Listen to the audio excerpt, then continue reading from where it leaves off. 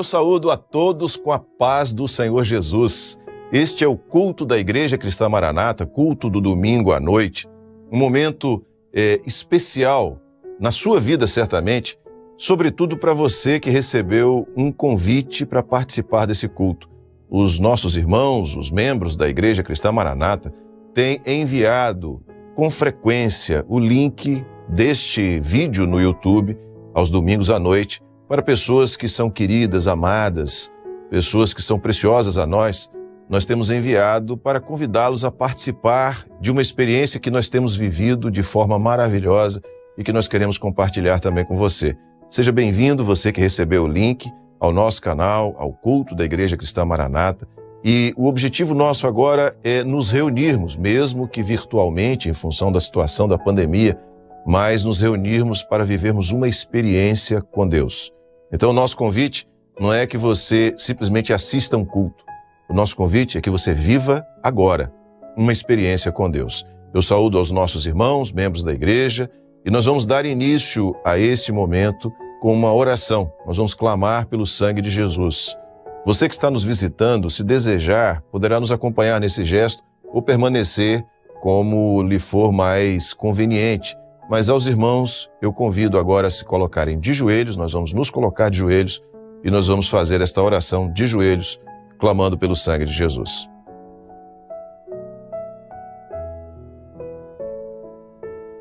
Senhor, nós clamamos pelo poder que há no sangue do Senhor Jesus. Pedimos a tua bênção, pedimos, ó Pai, o perdão dos nossos pecados e a condição de que esse momento seja um momento de comunhão com o teu Espírito.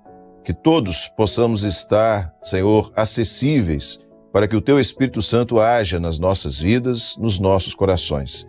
E que venha de ti, Senhor, a bênção desta noite. Nós assim clamamos, orando em nome de Jesus. Amém. Todos podem se sentar? Nós vamos louvar ao Senhor. O Senhor já está dando uma bênção de comunhão e no louvor, certamente, o Senhor vai aprofundar essa experiência. Nós vamos louvar ao Senhor nesse instante, cantar um hino de adoração ao nome do nosso Deus. A letra do hino vai estar na tela, você pode cantar junto, louvar ao Senhor junto. Vamos adorar o nome do nosso Deus agora.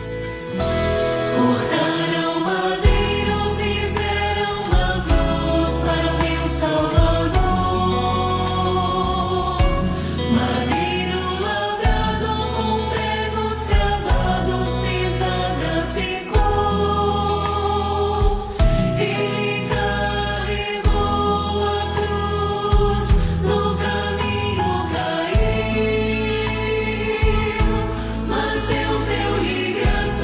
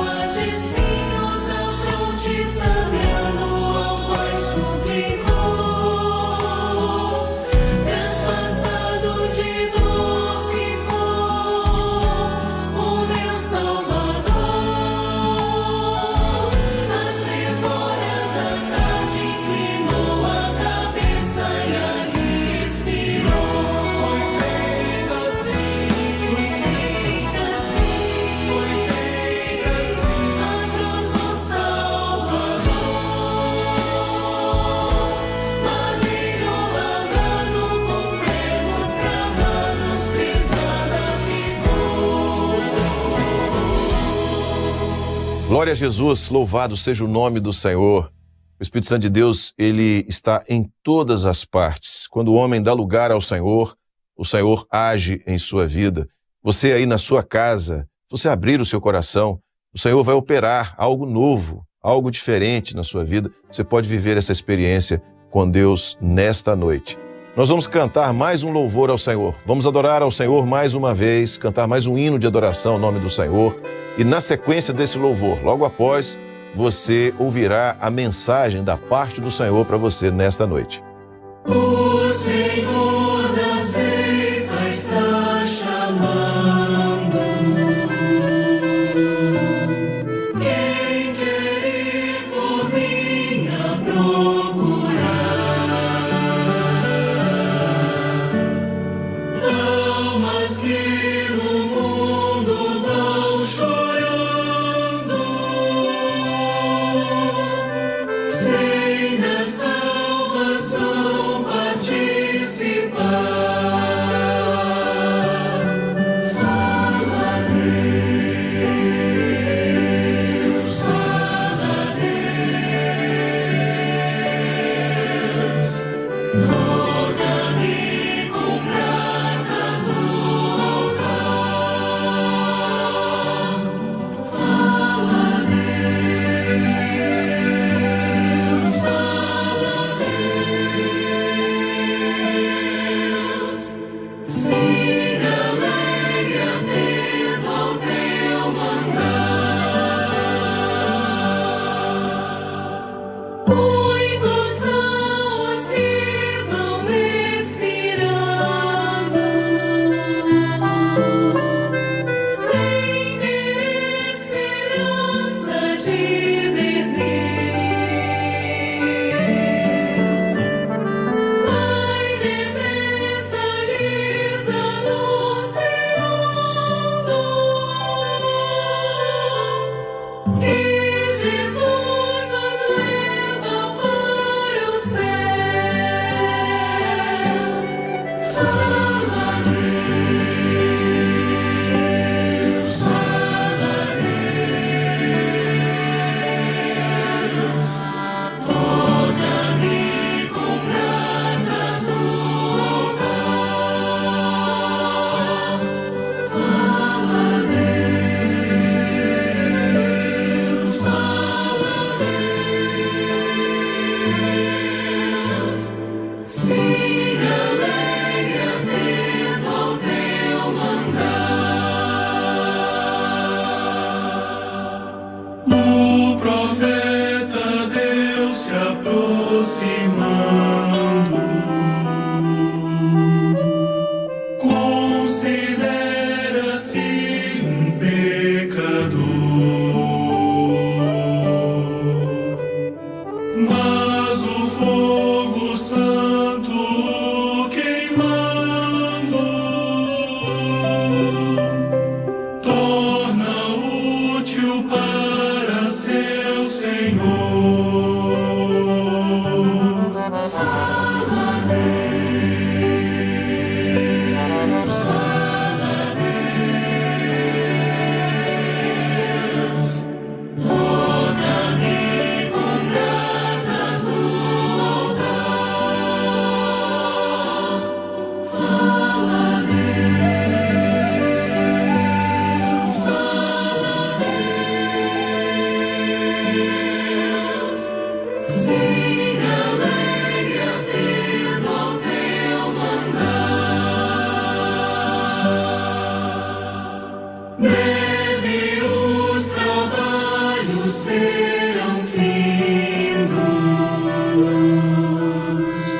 bênçãos vão os servos desfrutar. E Jesus os saudará bem-vindos. Esta glória espero alcançar. Fala, Deus, fala, Deus, toca-me com brasas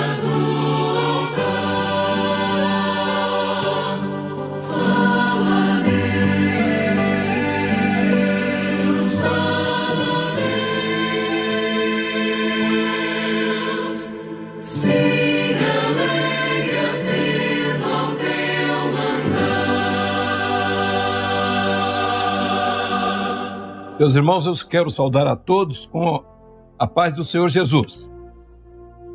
O assunto que temos hoje está registrado na segunda carta de Paulo a Timóteo, capítulo 4, verso 13. 2 Timóteo 4, 13. Vamos ler comigo. Quando vieres, traze a capa que deixei em Troade, em casa de Carpo, e os livros, principalmente os pergaminhos.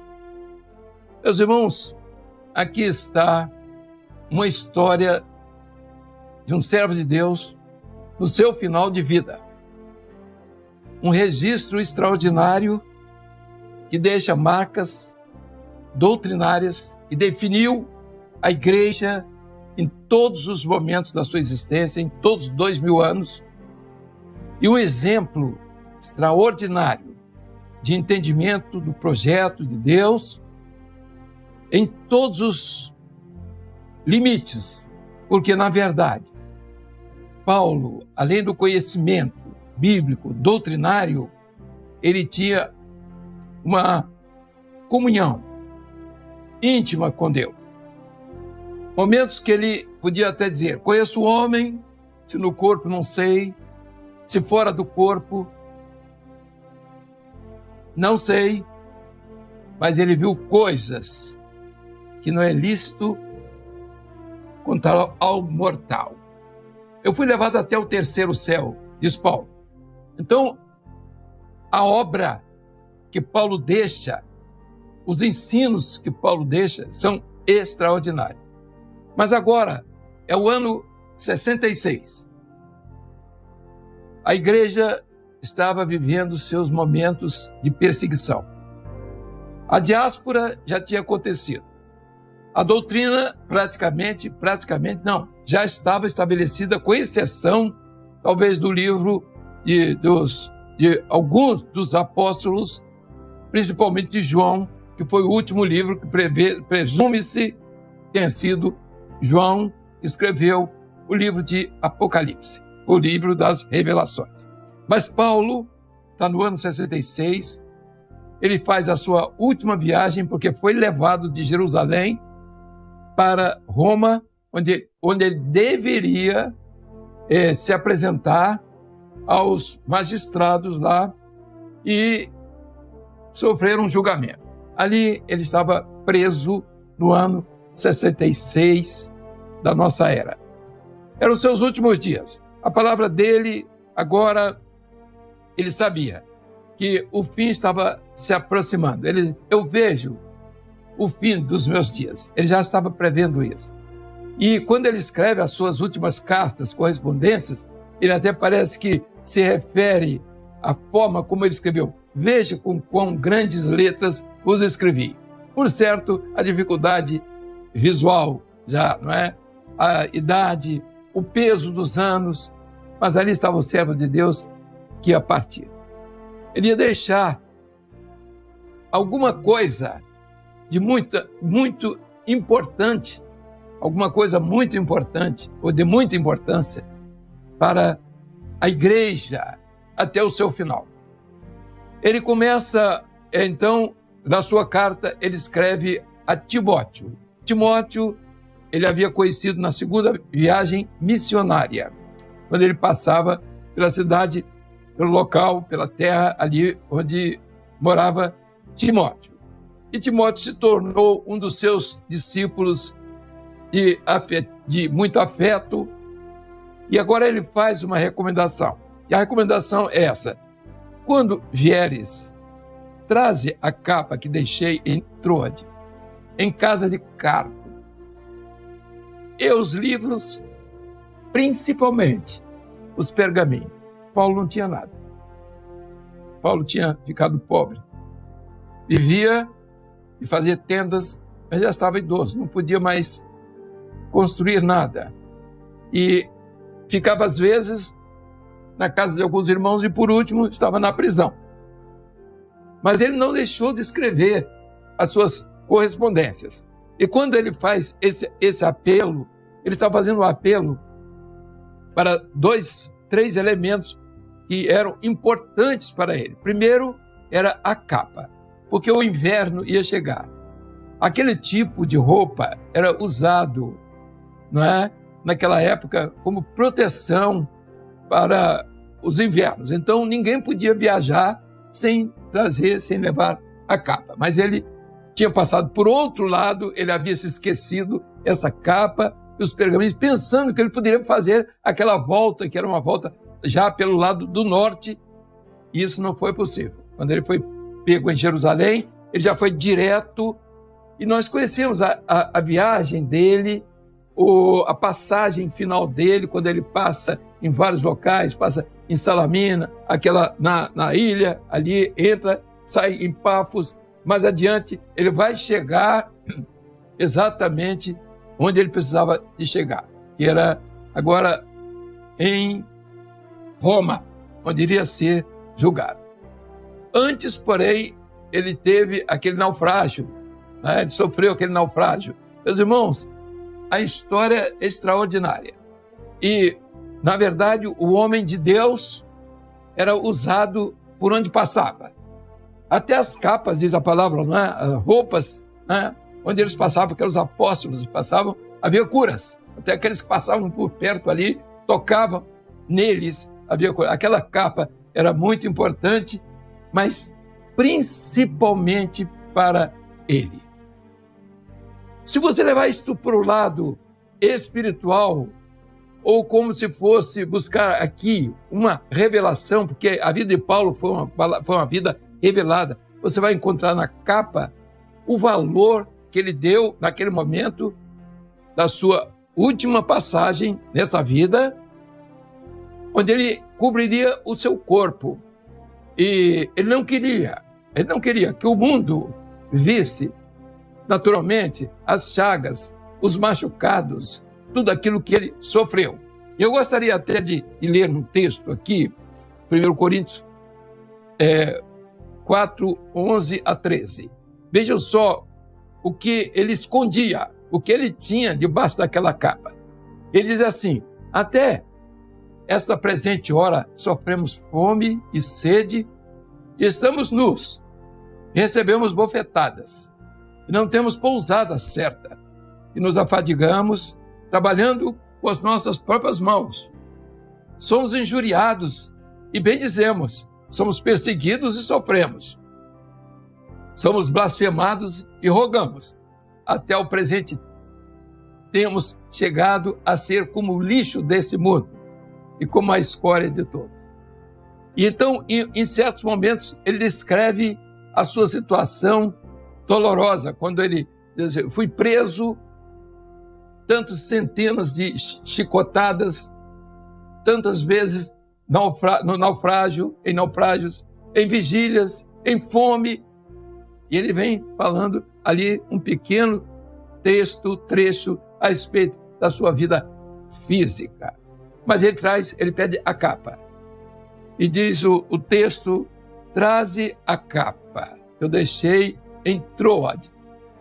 Foi praticamente na sua última viagem. Agora essa já era uma viagem direta. Já era a sua terceira viagem missionária, por certo.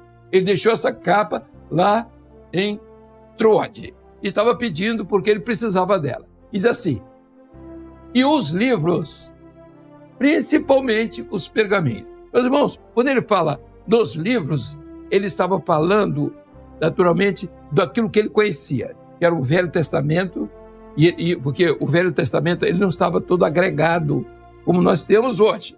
Eram livros que estavam espaço. Ele tinha, então, por exemplo, os livros da lei, né? O Torá, o Nevi, o Vexuvi. Então, os livros proféticos, os livros, não é, vamos dizer, poéticos.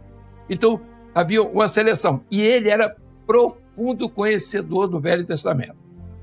E tanto era assim que foi ele o responsável por fazer a transição doutrinária do Velho Testamento para o Novo Testamento. Então, enquanto o Velho Testamento pregava sobre a lei, ele fala sobre a graça. Quando ele pregava sobre obras do Velho Testamento, ele falava sobre a fé. Então, ele doutrina. Era profundo conhecedor do Velho Testamento. Presume-se que o livro de Hebreus tenha sido até escrito por ele. Não é nada difícil que ele tenha escrito aquele livro também, porque ele faz analogias ali, ele faz comparações e muito interessantes a respeito da vida do povo judeu com o cristianismo, mostrando que o evangelho era diferente do Velho Testamento. Não tinha nada a ver com leis, com aquilo, com guarda de dias, com comida, esse tipo de comida ou aquele, nada disso. Então, ele explica isso e ele é parte importante na vida da igreja, na definição doutrinária, no primeiro concílio que foi em Jerusalém. No capítulo 15 de Atos dos Apóstolos, nós vamos ver quando ele entra para tirar algumas dúvidas. Inclusive, Pedro, que era judaizante, quer dizer, ele tinha a ideia de que a salvação, ele ainda tinha dúvida que a salvação era só para os judeus. E, na verdade, por isso era judaizante. Então, mas Paulo diz, não, a obra não é para os judeus somente, é para todos, inclusive para os gentios. Então, ele orienta Pedro, Pedro aceita, Pedro mais tarde refere-se a ele, já nas suas epístolas universais de Pedro, ele se refere aos pontos difíceis de entender, porque Paulo conhecia profundamente a doutrina, mas era reconhecido como, de fato, um mestre que foi criado aos pés de Gamaliel. Mas vejam só, meus irmãos, agora ele quer de volta, ele quer ter os livros, porque ele estava preso. Então, era tudo que ele tinha. Era o que ele tinha. Ele não tinha, era pobre, ele não tinha mais nada. Ele tinha uma capa para viver e vivia agora lendo, naturalmente iria continuar lendo os livros, mas ele principalmente, os pergaminhos. Os pergaminhos se referiam às cartas que ele escreveu. Como ele escreve, por exemplo, nos 13 livros do Novo Testamento. Então nós vamos ver aos Romanos, aos Gálatas, aos Efésios, aos Tessalonicenses, aos Colossenses, aos Filipenses. Então, e também cartas pessoais, praticamente, que também eram doutrinárias, a Timóteo, a Tito, a Filemon. Então, ele tinha isso como uma relíquia, porque naturalmente, além dele escrever, ele tinha as cartas de volta também. Então, a vida dele era aquilo. Era o seu final.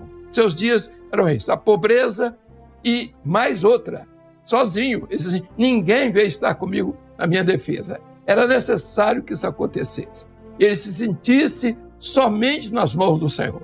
E ele podia, diante de tudo aquilo, quando ele foi para Jerusalém, os profetas vieram, trouxeram as profecias. Você não vai para Jerusalém. O Senhor mostrou o que vai acontecer em Jerusalém. Disse assim, eu estou disposto não só a ir, mas também a morrer pelo Evangelho. Então ele sabia, o Espírito Santo tinha levado ele para entender aquele momento da vida dele. Tudo estava encerrado. Os livros já estavam escritos, a doutrina completa. E ele deixou, meus irmãos, o que é importante. O que ele deixou, o legado de Paulo. A pobreza dele foi a riqueza da igreja. Os seus dias, a sua luta, seu sofrimento, suas dificuldades como homem, como servo de Deus, em todos os lugares por onde passava, achincalhado, preso, sem motivo, mas ele era ali fiel.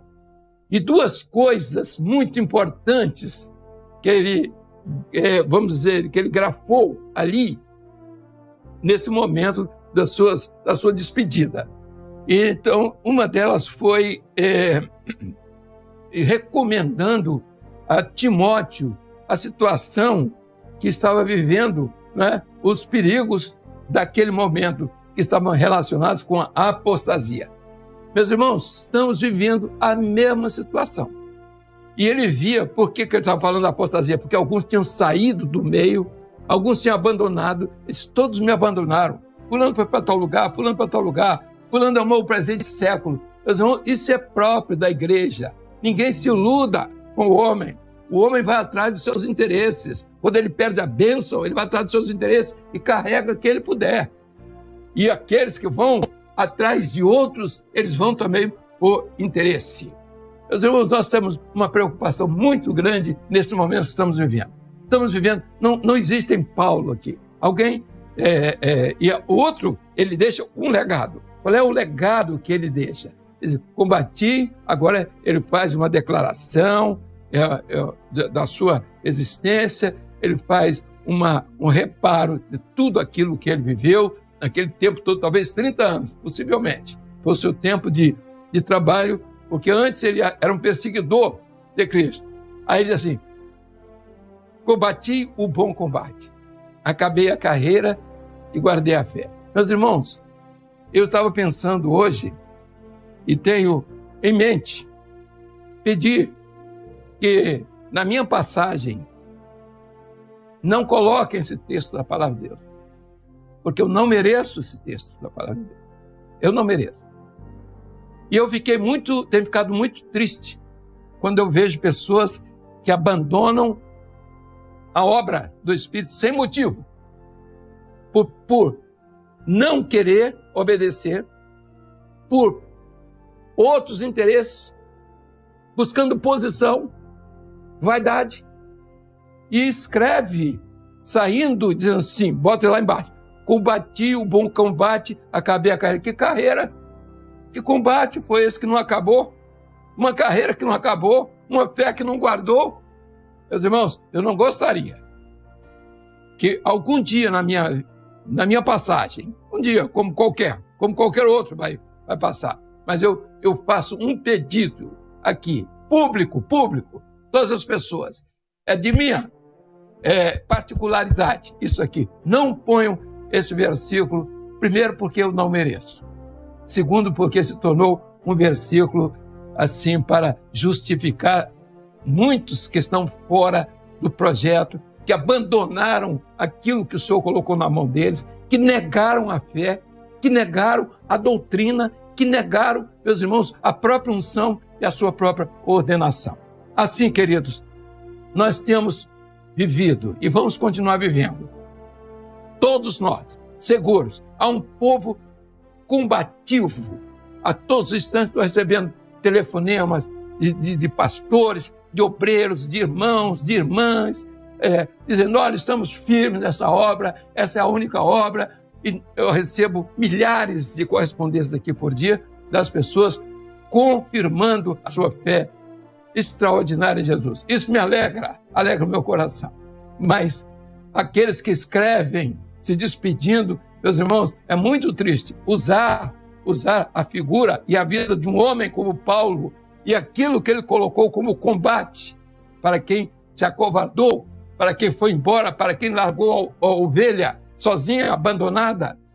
Meus irmãos, não é muito fácil entender. Então, de minha parte, estão dispensados todos aqueles que quiserem me homenagear depois que eu morrer. Não preciso disso, dispensaria se eu estivesse vivo, evidentemente. Acho que há pessoas até que merecem muitas coisas, mas eu sei, e hoje, mais do que nunca, esse texto da palavra se tornou comum para aqueles que caem, para alguns caídos, para alguns que saíram do caminho, do rumo, que negaram. Não é de hoje, não é somente de hoje, mas que vem fazendo isso. Inimigos do Evangelho, inimigos da fé, inimigos do sangue, inimigos da palavra revelada, inimigos de um projeto que o Senhor colocou em nossas mãos para levar ao mundo, inimigos da mensagem dessa última hora.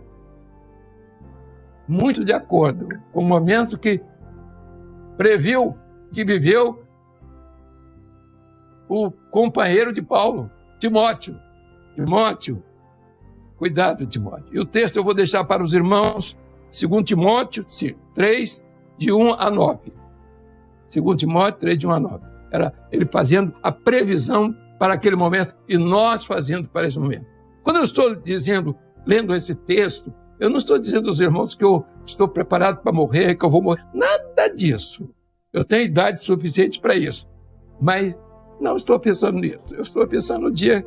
O dia será da parte do Senhor, pode ser hoje, amanhã, qualquer dia, a qualquer hora.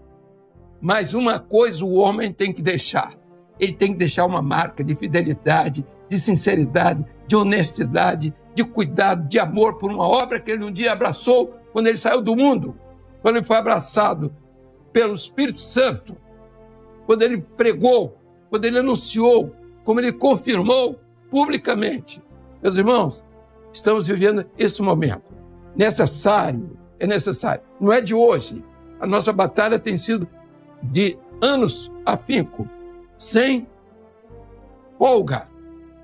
E muitos, eu essa semana, pensando, e quando eu li o texto, eu disse, olha, esse texto não cabe a mim. Não cabe a mim. E alguém vai dizer, não, está dizendo que ele não cabe para você botar. Não, nem que eu estou pedindo nada disso. Esse texto cabe para Paulo. E veja a história de Paulo, veja a sua dedicação, veja o seu amor, veja o seu sofrimento, veja a sua luta, veja a sua firmeza, veja o legado que ele deixou. A capa, ele precisava dela. Era cobrir as dores, os sofrimentos, as mágoas. Era ali dormir debaixo daquela capa. Era cobrir a carne. Era não expor as suas lutas e os seus sentimentos. E o que ele deixa? Ele deixa a palavra e deixa a revelação através dos estudos, das epístolas que ele escreve. Ele diz, porque eu recebi do Senhor o que também vos ensinei. Que o Senhor Jesus, na noite que foi traída, tomando o pão, deu graças e disse aos seus discípulos, tomai, comei, bebei, isto é o meu corpo, que é partido por amor de vós, fazer isso em memória de mim. Ele recebeu por revelação. Ele não estava na despedida de Jesus, quando se reuniu com os seus discípulos. Quando ele doutrina sobre a ceia, ele recebeu direto do Senhor por revelação. É assim, e não fiz nada a não ser por revelação. Tudo foi por revelação. Aquilo que os inimigos do Evangelho de Cristo não querem. Aquilo que aqueles que se levantam para destruir a fé de pobres inocentes. Mas a obra do Espírito vai continuar. E nós não podemos deixar de falar daquilo que temos visto e ouvido. É nossa função. Estamos advertindo para esse momento de apostasia. Você faz parte, esse momento é um momento chave. É uma mudança na forma da mensagem do Evangelho. É um evangelho de acomodação, um evangelho para pregar coisinhas bonitinhas, psicológicas, patológicas, seja o que for. Nós não. Nós vamos continuar com a palavra revelada, a palavra que o Senhor tem colocado, a doutrina, que é a necessidade, porque o grito da meia-noite está aí. O frio vai chegar. O inverno está próximo. E nós temos que deixar alguma coisa. Há um mundo esperando por alguma coisa. Os livros e os pergaminhos. Quando vieres, traze a capa que deixei em Troade, em casa de Carpo. E os livros, principalmente os pergaminhos. É só isso que nós temos para deixar. Não temos outra coisa para deixar, a não ser aquilo que veio do Senhor. A pobreza é essa aí. Vamos aí. Não temos a luxúria, as riquezas dessa vida. Não temos. Temos aquilo com que vestir e comer. Estamos felizes. Estamos felizes vivendo essa vida. Alguns um pouco mais, um pouco menos, mas é a vida. É a vida. E assim o nome do Senhor Jesus será glorificado por todos. Você, meu irmão, que está me ouvindo, leia a palavra do Senhor. Não fique de ouvidos, ouvindo coisas que não têm valor para a sua salvação. Agora o momento é se agarrar no projeto de salvação. Nós precisamos disso. Não pense que você vai emoldurar a sua vida com versículos bíblicos. Não pense. A moldura da sua vida é seu testemunho. É a sua experiência cada dia. Quando vieres, traz a capa que deixei em Troade, em casa de Carpo. E os livros, principalmente os pergaminhos. Que Deus nos abençoe.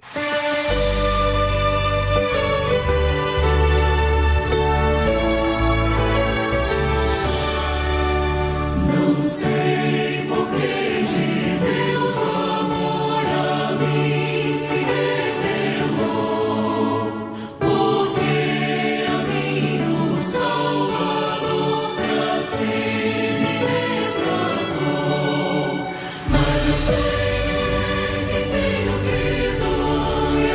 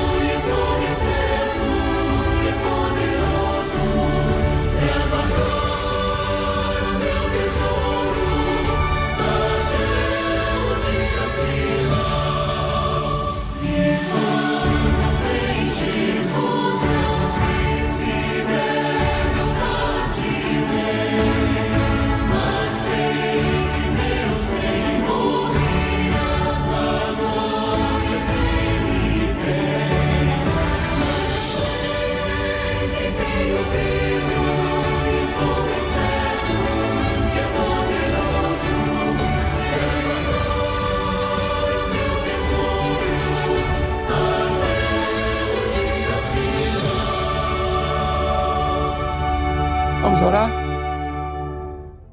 Senhor, aqui estamos, diante da Tua palavra. Um testemunho está sendo trazido nessa hora da Tua palavra. Não tem outro testemunho. A Tua palavra. O ensino, a profundidade dele, um legado que ficou para nós e nós te glorificamos por esse legado, pela vida daquele Teu servo lá do passado, que morreu na masmorra, que morreu julgado pelos ímpios, mas que partiu e está na eternidade, justamente como aqueles que Tu amas e aqueles que Tu tens escolhido. Um dia, por certo, estaremos todos juntos e havíamos de nos reconhecer. A Paulo, a Pedro, a André, a Tiago, João, a Filipe, Bartolomeu, tantos outros irmãos que partiram, que saíram do nosso meio e que foram levados pelo Senhor. Aqui estamos, Senhor, agradecidos pela preservação da saúde e a vida espiritual de muitos e a firmeza que Tu tens dado ao Teu povo nessa hora para vencer os obstáculos dessa enfermidade que aí tem, ó Deus, desgraçado o mundo. Senhor, continua poupando os Teus fiéis, os Teus filhos, para a glória do Teu nome. Assim, Senhor Deus, pensa a ferida e as dores daqueles que têm sofrido as suas perdas, entes queridos, e que todos estejam sendo preparados para o grande encontro com o chamado, que por certo não irá tardar. Glorificado seja o Teu nome. Ao Teu nome, Senhor Deus, damos toda a honra e toda a glória, porque só Tu és merecedor dessa adoração e desse louvor, para a glória e honra do Teu nome. Assim pedimos por todos, em nome de Jesus. Amém. E dizemos agora, e a graça do nosso Senhor e Salvador Jesus Cristo, o amor incomparável de Deus, o nosso eterno Pai, o poder, as santas, doces e eternas consolações do Espírito do Senhor Jesus, permaneça convosco, amados, e com todo o povo de Deus, agora e para sempre. Amém. A pergunta final: qual é o legado que você tem para deixar? Paulo deixou um legado. E esse legado, servos de Deus fiéis têm que deixar. Não é deixar versículo bíblico, não. É deixar um legado de experiência, de provas e de vitória. Deus abençoe a todos. A paz do Senhor.